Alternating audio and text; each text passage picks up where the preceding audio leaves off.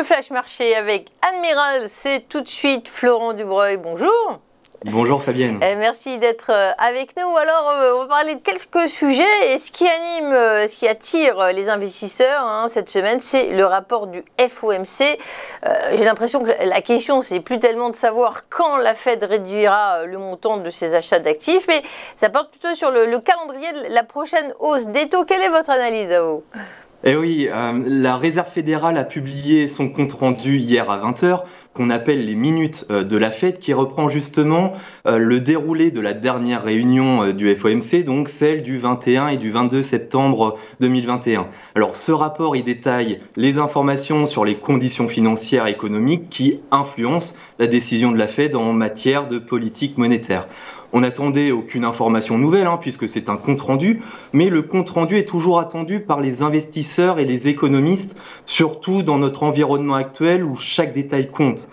Et en effet, pas de surprise majeure. La Fed avait déjà indiqué son souhait d'entamer le processus de réduction des injections de liquidités, son fameux tapering, mais elle attendait un renforcement du marché du travail en particulier. Donc on découvre bien que la discussion lors de la réunion s'est penchée sur mi-novembre. Ainsi, on a la confirmation que les responsables de la Banque centrale ont indiqué le mois dernier leur volonté de commencer à réduire les mesures de soutien à la fois pour contrer l'impact du Covid, mais aussi de débuter le tapering. Or, vous l'avez peut-être vécu en direct avec nous sur notre chaîne YouTube Admirals France jeudi dernier, mais les chiffres de l'emploi américain ont été pires que prévu, avec seulement 194 000 emplois supplémentaires dans l'économie américaine contre une attente de 490 000. Donc, on a eu hier également le rapport sur l'inflation aux États-Unis qui grimpe à 5,6% contre 5,3% le mois dernier. Et demain, on sera attentif aux chiffres des ventes au détail américains. Et ces deux points sont extrêmement importants pour une chose, et vous l'avez dit Fabienne, c'est la visibilité d'une éventuelle hausse des taux directeurs. Alors, en revanche, nous savons déjà que le tapering est prévu d'ici la fin de l'année, ce n'est pas une nouvelle information. On devrait en revanche en savoir davantage lors de la réunion du mois de novembre. Un point qui est évoqué dans ce compte-rendu et qui est extrêmement important pour l'économie, c'est la montée des salaires aux États-Unis et ce dans toutes les industries. C'est aussi pourquoi le rapport sur l'IPC, donc c'est l'inflation des prix à la consommation d'hier, et le chiffre des ventes au détail aux États-Unis de demain sont extrêmement importants à analyser. Alors côté technique, on le voit sur le graphique à l'écran, c'est les mouvements du prix de l'indice du dollar US en unité de temps mensuel, donc c'est l'USD Index. C'est la troisième fois que je vous montre ce graphique, toujours avec ce range et cette ligne de tendance court terme en noir, et nous pouvons depuis le début clairement observer le rebond haussier en place depuis le niveau de support horizontal, donc qui se situe en bas, qui se situe aux alentours de 89 $. Ce point-là, il n'est pas nouveau. En revanche, ce qui est nouveau, et c'est ce que nous pouvons remarquer, c'est que le prix, il a franchi à la hausse sa résistance à court terme, celle que je vous disais, la ligne de tendance en noir. Donc maintenant que les acheteurs sont au-dessus de ce niveau de résistance clé, ils pourraient continuer à soutenir le cours pour aller chercher des niveaux encore plus hauts. Donc on reste très attentif sur ces niveaux. Alors vous qui lisez beaucoup de rapports, il y a celui du FMI, le World Economic Outlook, publié cette semaine. Le Fonds monétaire international s'est inquiété des valorisations boursières qu'elle estime surévaluées par rapport aux fondamentaux des entreprises, dans un contexte de reprise mondiale qui s'essouffle face aux perturbations des chaînes d'approvisionnement et aux pressions inflationnistes. Et puis dans ce rapport, le FMI met également en garde contre les excès des crypto-monnaies, ça fait beaucoup d'inquiétudes quand même. Oui, et il y a même encore autre chose, c'est qu'on pourrait élargir tout ça avec un terme qui est le terme de stagflation. C'est vrai que le FMI a publié donc il y a 2 jours, le 12 octobre 2021, son rapport semestriel, le World Economic Outlook, qu'on pourrait traduire par les perspectives économiques mondiales. Alors, qu'est-ce qu'on apprend dans ce rapport ?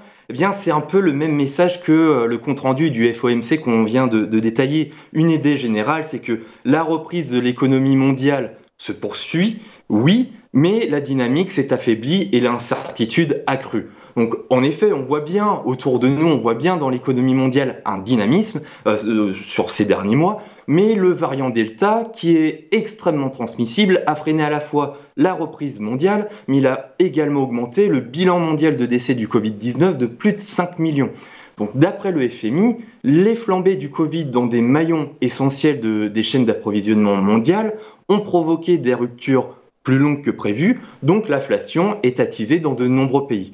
Le FMI a donc révisé, vous allez sûrement rire, mais très très légèrement, c'est un peu anecdotique, à la baisse la croissance à 5,9% contre 6% pour 2021, donc c'est 0,1 point de baisse, ce qui n'est pas qui est relativement important à l'échelle planétaire, et la prévision 2022, elle reste inchangée à 4,9%. Donc le FMI indique clairement aux banques centrales qu'il faudra trouver un équilibre entre la lutte contre l'inflation et les risques financiers d'une part, et le soutien à la reprise économique d'autre part. Le FMI demande également aux banques centrales d'être prêtes à agir rapidement si les risques d'une hausse des anticipations d'inflation se concrétisent dans le cadre de cette reprise.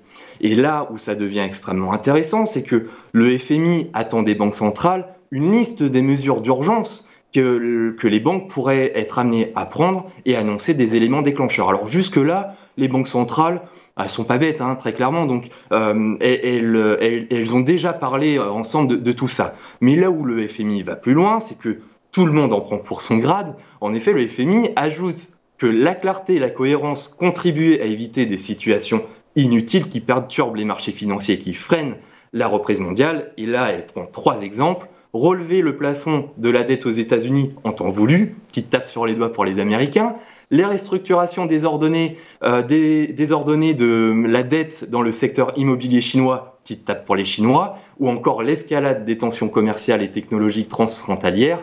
Là, elle ne prend pas d'exemple, mais on peut très bien prendre l'exemple entre le Royaume-Uni et l'Union européenne, et donc petite tape sur les doigts pour les Européens. Donc je vous invite en tout cas à lire ce rapport qui est extrêmement intéressant. Ici, je vous ai parlé seulement de la partie monétaire, mais la partie sur la vaccination est également importante et intéressante. Très bien. Alors, dans votre panoplie de produits et de services chez Admirals, vous avez une offre qui s'appelle l'offre sans commission. En général, les investisseurs, ils aiment bien quand il n'y a pas de commission. Expliquez-nous, Florent Dubreuil, comment ça marche ? Ah oui, en effet. Alors, vous pouvez chez Admirals trader des CFD actions et constituer un portefeuille d'actions comme dans une banque traditionnelle, mais avec certains frais en moins. Déjà, on n'a pas tout ce qui est les frais de garde, mais en plus, comme vous l'avez dit, on a une offre bien particulière qui s'appelle sans commission, et donc le nom est extrêmement explicite.